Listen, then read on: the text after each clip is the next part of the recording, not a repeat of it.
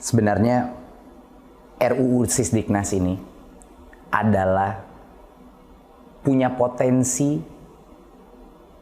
positif terbesar terhadap kesejahteraan guru. Itu adalah satu hal yang sebenarnya yang telah kami di Kemendikbudristek telah memperjuangkan selama 1-2 tahun terakhir adalah mencari jalan. Bagaimana caranya kita bisa meningkatkan kesejahteraan guru dan bagaimana caranya kita bisa tidak mengecewakan guru yang sudah bertahun-tahun ini, berpuluh-puluh tahun menunggu tunjangan mereka, tetapi masih mengantre dan tidak mendapatkannya. Jadi sebenarnya RUU Sisdiknas ini adalah kabar gembira bagi semua guru. Ini suatu hal yang saya rasa saya kepengen sekali berbicara langsung dengan para guru dan menjelaskan betapa besarnya potensi ini untuk meningkatkan kesejahteraan. Ya. Kalau RUU Sisdiknas ini terjadi, ada beberapa hal yang akan bisa tercapai. Yang pertama adalah RUU Sisdiknas ini menjamin bahwa guru-guru yang sudah menerima sertifikasi dan tunjangan tidak akan ada penurunan apapun. Mereka akan terus menerima tunjangan profesi mereka sampai dengan pensiun. Jadi aman, tidak perlu khawatir. Ya? Aman. Ada sekitar 1,3 juta guru yang saat ini menerima tunjangan dan mereka aman sampai pensiun. Ya. Tetapi ada 1,6 juta guru lainnya yang belum menerima tunjangan profesi, ya, tunjangan apapun, dan mereka ini sudah bertahun-tahun, berpuluh-puluh tahun menunggu jatahnya mereka. Peningkatan kesejahteraannya, ya. Betul. Kalau RUU Sisdiknas ini berhasil kita loloskan, yang 1,6 juta guru ini akan bisa langsung menerima tunjangan dan artinya kesejahteraan meningkat tanpa harus menunggu proses sertifikasi dan mengikuti program PPG. Ya. Ini kuncinya ini untuk yang 1,6 juta guru. Ya. Plus, di luar itu, kalau RUU Sisdiknas ini digolkan, untuk pertama kalinya di Indonesia, guru-guru PAUD, saat ini ada sekitar 250.000 guru PAUD, guru-guru pendidikan kesetaraan, dan guru-guru pesantren itu bisa juga diakui sebagai guru. Dan pada saat mereka memenuhi syarat, mereka bisa juga menerima. Pasti banyak guru-guru ini semua menanya, kenapa sih saya untuk mendapatkan sertifikasi dan untuk mendapatkan tunjangan ini harus mengantre? Kenapa? Alasannya adalah, dan ini harus dijelaskan ke setiap guru di Indonesia, alasannya adalah di dalam Undang-Undang Guru dan Dosen tahun 2005, guru itu dipisahkan dari sistem ASN lainnya. Makanya disebut dalam Undang-Undang Guru dan Dosen itu ada kata-kata tunjangan profesi dan disebut berapa jumlah tunjangannya. Tetapi yang harus disadari oleh banyak guru-guru, di dalam Undang-Undang Guru dan Dosen itu, proses untuk mendapatkan tunjangan itu dikunci dengan namanya proses sertifikasi, yaitu PPG. Sementara sistem kita punya kapasitas yang terbatas untuk PPG. Per tahun kira-kira maksimal 60-70 ribu proses PPG itu. Dan itu harus dibagi dua. Harus ada PPG untuk guru-guru baru, prajabatan, menggantikan yang pensiun, yang kita selalu kekurangan guru, ya, karena banyak yang pensiun setiap tahunnya. Plus harus dibagi sama PPG dalam jabatan, yaitu yang kita bahas hari ini. Guru-guru 1,6 juta guru ini yang masih belum, yang ngantre menunggu sertifikasi dan PPG. Jadi bayangkan, itu peraturan Mas Nino keluar di tahun 2005. Sekarang tahun 2022. Karena undang-undang tersebut, walaupun dengan itikat baik undang-undang itu, hanya 1,3 juta guru itu yang menerima sertifikasi. Jadi hampir 20 tahun untuk mencapai 1,3 juta guru disertifikasi. Kalau kita diam saja dan mengikuti peraturan itu, di mana disebut tunjangan profesi dan lain-lain, kita akan menunggu lebih dari 20 tahun lagi. baru yang 1,6 juta ini bisa semua selesai disertifikasi, dapat PPG-nya dan akhirnya menerima tunjangan.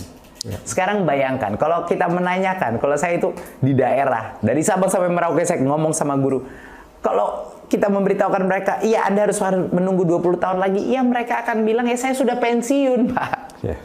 Mereka akan, hampir setengah dari guru kita itu tidak akan menerima sama sekali karena sudah pensiun. Nah ini adalah suatu hal yang harus dimengerti oleh guru. Kenapa mereka harus mengantre? Karena di Undang-Undang Guru dan Dosen, mereka dikunci dengan sertifikasi karena ada pembedaan sistem tunjangan mereka. Makanya namanya tunjangan profesi disebut situ, itu yang membuat guru itu diperbedakan dari contohnya ASN lain. Sementara ASN yang lain itu tidak perlu menerima, tidak perlu melalui proses sertifikasi atau proses PPG untuk mendapatkan tunjangannya. Jadi kalau misalnya Mas Nino, guru-guru ini disetarakan kembali dengan undang-undang ASN, ini untuk guru-guru negeri ya. Kalau mereka untuk P3K, guru PNS, kalau mereka disetarakan lagi dengan undang-undang ASN, mereka akan bisa menerima tunjangan langsung tanpa mengantre sertifikasi dan PPG. Jadi kenaik. Sertifikasi itu adalah analoginya adalah SIM, ya kan Mas Nino? Seperti surat izin mengemudi. Untuk bisa menjadi guru, harus tentunya ada izin bahwa guru ini kualifikasinya tepat. Jadi kita harus melindungi konsep sertifikasi untuk guru-guru baru. Sebelum mereka diberikan izin untuk bekerja sebagai guru, baik di swasta maupun di negeri. Ini harus ada proses kualifikasi siapa yang boleh menjadi guru. Gitu. Selama ini di Undang-Undang Guru dan Dosen ini kan digabung proses sertifikasi dan tunjangan. Kita ingin memecahkannya sehingga yang sudah menjadi guru ya udah kita putihkan mereka. Kita bisa berikan tunjangan tanpa mereka harus mengikuti proses sertifikasi. Dan benefitnya adalah sertifikasi masih terjaga. Untuk guru-guru baru kita memastikan guru-guru baru yang akan menjadi regenerasi proses transformasi ini kualitasnya baik. Plus kapasitas PPG itu bisa 100% kita dedikasikan untuk pelatihan dan sertifikasi guru baru. Sehingga menutup kebutuhan guru kita yang setiap tahunnya itu selalu ada kekurangan karena pensiun. Jadi ini akan meredakan tekanan ya dari kapasitas dan suplai guru kita yang sudah dikomplain di berbagai macam daerah. Ya, itu adalah benefitnya. Jadi kenapa kita tidak bisa langsung saja memberikan sertifikasi pada semuanya? Karena kita harus menjaga marwah daripada izin untuk mengajar sertifikasi. Jadi itu kita lindungi. Tapi ujung-ujungnya, dan ini yang harus guru mengetahui, ujung-ujungnya yang penting buat guru yang sudah menjadi guru sekarang itu apa? Apakah yang penting itu adalah peningkatan daripada tunjangan mereka, peningkatan kepada kesejahteraan mereka? Ya ini adalah cara yang terbaik untuk mengembalikan mereka kepada standar untuk yang guru negeri, kepada standar guru ASN. Dan kenapa tunjangan fungsional guru itu kecil sekali? Kita lihat lagi, kita kembali ke sejarah. Kalau kita melihat posisi-posisi ASN lainnya, Mas Nino, itu tunjangan fungsional mereka itu terus meningkat, ya kan? Selalu ada penyesuaian meningkat. Tapi tunjangan fungsional guru itu jauh lebih rendah karena di tahun 2005 waktu Undang-Undang Guru dan Dosen itu keluar, timbullah ini konsep tunjangan profesi baru dengan 1 kali gaji. Karena ada pemisahan track guru untuk tunjangan, tidak ada insentif untuk pemerintah meningkatkan tunjangan fungsionalnya. Jadi ketinggalan tunjangan fungsional guru. Jadi tetap dibuat kecil ya, karena dianggap sudah ada pengaturan yang tersendiri. Betul. Jadi kenapa tidak naik ya? Karena mereka melihat Undang-Undang Guru dan Dosen kan sudah ada tunjangan profesi namanya. Nah inilah makanya guru-guru harus mengerti bahwa yang namanya tunjangan profesi ini dengan penyebutan dalam itu, itulah yang menghasilkan komplikasi daripada sistem ini. Sedangkan kalau mereka dikembalikan ke guru undang-undang ASN dan kalau yang bagi yang swasta dikembalikan ke undang-undang ketenagakerjaan, Ya. mereka akan jauh lebih mudah untuk pemerintah memberikan tunjangan, jauh lebih mudah untuk pemerintah memastikan akuntabilitas, dan jauh lebih mudah untuk pemerintah melakukan peningkatan daripada tunjangan fungsional daripada guru. Karena itu tinggal kita merubah peraturan pemerintah. Peraturan presiden. Dan itu jauh lebih mudah. Jadi itu kira-kira secara teknis ya. Nah makanya, tapi di lapangan Mas Nino, ada yang bilang tunjangan profesi hilang, itu mudah sekali gitu menyerangnya, gitu, bahwa tunjangan profesi sudah hilang, jumlah tunjangan iya, kok kita disamakan dengan ASN lain. Untuk itu saya tuh ingin sekali berbicara pada guru. Ujung-ujungnya Bapak Ibu guru, yang penting itu apa sih? Kesejahteraan Anda naik kan? Itu yang paling penting. Kita jangan berbicara terlalu panjang mengenai kritik-kritik yang hanya di permukaan saja, yang bisa mungkin men-trigger atau memancing emosi, karena gampang sekali dipeluntir. Ujung-ujungnya guru harus tahu masalah sekarang ada di dalam undang-undang guru dan dosen, karena ada sebutan tunjangan terpisah, tunjangan profesi itu. Itulah kenapa itu harus kita keluarkan, sehingga kita bisa memberikan uang dan tunjangan kepada guru sekarang, Mas Nino. Guru itu butuh uang sekarang, bukan dalam 20 tahun. Nah, itu yang mau kita lakukan. Jadi poin pertama yang sangat penting adalah kalau ASN tadi kembali kepada undang-undang ASN. Kalau swasta kembali kepada undang-undang ketenagakerjaan.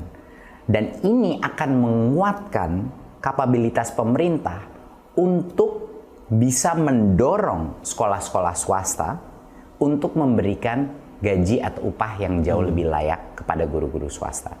Karena kita bisa mendorong lewat dua hal.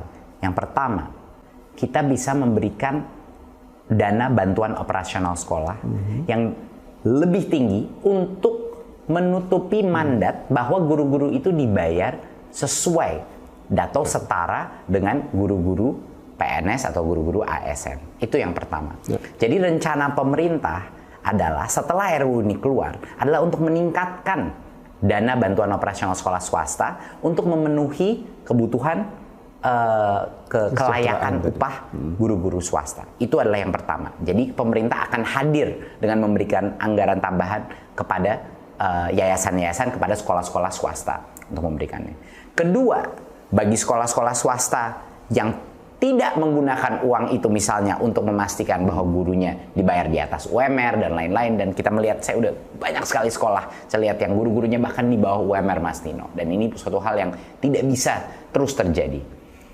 Ini memberikan kita, karena sudah menyambung dengan Undang-Undang Ketenagakerjaan, memberikan pemerintah kapabilitas untuk mendorong sanksi-sanksi dan untuk mengatur peraturan dana bantuan operasional sekolah itu, karena itu ada di bawah kontrol kita, untuk memastikan bahwa yang diprioritaskan dulu adalah upah yang layak bagi guru-guru swasta. Jadi dua mekanisme itu adalah benefit ya daripada perubahan di RUU Sisdiknas ini. Mas Nino, hampir semua profesi mulai dari pegawai sampai dengan CEO di seluruh Indonesia itu dilindungi oleh Undang-Undang Ketenagakerjaan. Jadi itu merupakan suatu wadah regulasi yang tugasnya untuk melindungi semua profesi, semua pekerja di seluruh Indonesia. Jadi termasuk guru, termasuk CEO, dokter, insinyur, dan lain-lain. Jadi ini bukan sesuatu yang baru atau sesuatu yang ingin merendahkan guru, tapi malah untuk memastikan bahwa guru mendapatkan perlindungan yang seluruh sektor ekonomi kita juga mendapat perlindungan tersebut. Mereka itu guru, guru-guru pesantren, pesantren formal, guru-guru PAUD, guru-guru pendidikan kesetaraan. Kami di Kemendikbudristek merasa sudah saatnya untuk mereka diakui sebagai guru. Apalagi kita tahu misalnya PAUD. Kita tahu betapa besarnya peran pendidikan anak usia dini dalam pengembangan di masa depan mereka. Kita sudah tahu, sainsnya sudah sangat terbukti betapa pentingnya. Lalu kenapa guru-guru PAUD ini tidak bisa diakui sebagai guru? Dan kalau diakui dan memenuhi syarat tidak bisa menerima tunjangan gitu. Sama juga dengan guru-guru pesantren. Saya menginap di salah satu pesantren di Jawa Timur dan fungsi daripada para pengajar-pengajar di pesantren itu ya guru, dan banyak dari mereka yang menggunakan standar nasional pendidikan dan berbagai macam unsur dari kurikulum nasional kita. Jadi menurut saya sudah waktunya bahwa guru-guru pesantren, guru-guru sekolah kesetaraan, dan guru-guru PAUD itu diakui sebagai guru. Jadi sangat penting menurut saya bagi kelompok-kelompok ini untuk menyuarakan dukungannya terhadap RUU Sisdiknas ini, agar masyarakat juga bisa mengerti kenapa mereka harus dan patut diberikan hak dan kesejahteraan yang sama dengan guru-guru lain. Itu bagi kami sangat penting bahwa ini tersebar berita bahwa kelompok-kelompok yang saat ini belum diakui sebagai guru akan bisa akhirnya mendapat kesetaraan sebagai guru. Apa jaminannya waktu Undang-Undang Guru dan Dosen di tahun 2005 memberikan tunjangan profesi? Apa jaminan yang telah terjadi? 20 tahun itu guru-guru menunggu dan hanya sebagian yang sudah menerima.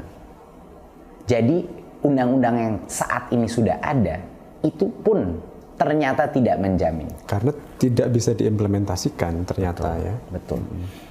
Nah, itulah alasan kenapa pemerintah sekarang mengambil posisi dan sedang menyiapkan berbagai macam peraturan turunan yang kami siapkan untuk tahun ini dan tahun depan 2023. Inilah kenapa ada urgensi bahwa masyarakat terutama guru harus bersuara untuk mendukung RUU Sisdiknas ini, agar di tahun 2023 semua peraturan turunannya sudah bisa siap selama kita masih berada di sini di tahun 2023. Ini adalah poin yang menurut saya sangat penting. Dan bagi mungkin pihak-pihak yang masih tidak punya kepercayaan kepada pemerintah dalam aspek kesejahteraan guru, saya mudah sekali menjawabnya. Track record kita selama ini, Mas Nino, di Kemendikbudristek adalah keterpihakan yang sangat jelas kepada guru. Dan ada jutaan guru yang sudah merasakan keterpihakan Kemendikbudristek terhadap guru. Saya kasih contoh. Bantuan subsidi upah di masa COVID, itu kita yang perjuangkan. Pulsa bagi guru-guru dan murid-murid pada saat itu kita yang perjuangkan. Kita merubah mekanisme dana BOS untuk memberikan fleksibilitas terbesar untuk kepala sekolah bisa menggunakan dana BOS untuk membayar guru honorer. Dan selama berpuluh-puluh tahun baru sekarang ada titik terang untuk para guru honorer. Dan 300.000 guru honorer sudah menjadi P3K dan ratusan ribu lainnya akan menjadi P3K dan ASN. Dan grup-grup ini P3K pun yang akan menerima benefit daripada tunjangan fungsional yang bisa langsung diberikan kepada mereka daripada menunggu antrean lagi untuk sertifikasi. Jadi poin saya adalah saya dengar banyak suara-suara di luar situ yang selalu mencurigakan terhadap pemerintah saat ini. Tapi saya tidak perlu menyebut janji-janji ke depan. Lihat saja track record kita ke belakang. Betapa besarnya perjuangan kita untuk kesejahteraan guru. Dan kenapa kita mau merombak ini RUU Sisdiknas adalah untuk ini. Kenapa kita siap merepotkan diri, berjuang di parlemen, berjuang di Kementerian Keuangan, berjuang di Kemenpan RB untuk melakukan ini. Perjuangan ini adalah terutama untuk memastikan sistem ke depan memprioritaskan kesejahteraan guru. Jadi itulah yang bisa saya sebut kita ingin masyarakat dan terutama guru-guru untuk percaya dengan kita dan di tahun 2023 peraturan turunannya akan mencerminkan semua dan mencerminkan semua visi dan aspirasi tersebut. Dan saya yakin di tahun 2003 pada saat peraturan turunannya keluar dan RUU ini sudah digolkan, guru-guru akan tenang, guru-guru akan benar-benar merasa jauh lebih aman dari sisi kesejahteraan. Itu harapan besar saya. Dan mungkin dari saya ingin memastikan bahwa harapan besar saya adalah guru-guru tidak terpancing dengan berbagai macam tuduhan yang tidak berbasis logika dan fakta dari apa yang kita inginkan.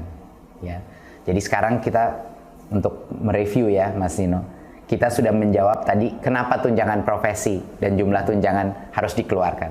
Karena itulah alasan guru-guru sekarang tidak bisa menerima tunjangan. Kita sudah menjawab, yang sudah dapat tunjangan bagaimana? Apakah mereka akan dirugikan? Tidak. Di undang-undangnya dijamin mereka akan terus mendapatkan sampai mereka pensiun. Ya kan? Ketiga, bagi guru-guru swasta, kita memastikan bahwa kita akan meningkatkan bantuan operasional sekolah pada mereka dan juga akan menggencarkan peraturan undang-undang ketenagakerjaan untuk memastikan mereka tidak dibayar di bawah UMR, ya, mendapat tunjangan yang layak. Jadi sudah aman. Keempat, bahwa guru-guru PAUD, guru-guru pendidikan kesetaraan, dan guru-guru pesantren akan bisa diakui sebagai guru dengan semua benefit dan tunjangan yang ada di sini. Ya, jadi ini semuanya adalah kabar gembira dan kami sudah membicarakan semua aspek apa tadi kritik-kritik yang dilemparkan. Dan sebenarnya satu hal yang sangat penting adalah saya diminta oleh Pak Presiden, mandatnya Pak Presiden adalah dalam RUU Sisdiknas ini kesejahteraan guru harus terjamin dan meningkat, bukan hanya terjamin, meningkat kesejahteraan guru. Itu adalah mandat yang diberikan Pak Presiden kepada kami di Kemendikbudristek. Dan karena itulah RUU Sisdiknas ini harus dilihat sebagai masyarakat sebagai suatu hadiah yang harus dirayakan, harus didukung, tapi juga silahkan berikan input, berikan masukan. Tetapi ini adalah suatu hadiah bagi para guru-guru yang saat ini belum ada kepastian mengenai kesejahteraan mereka.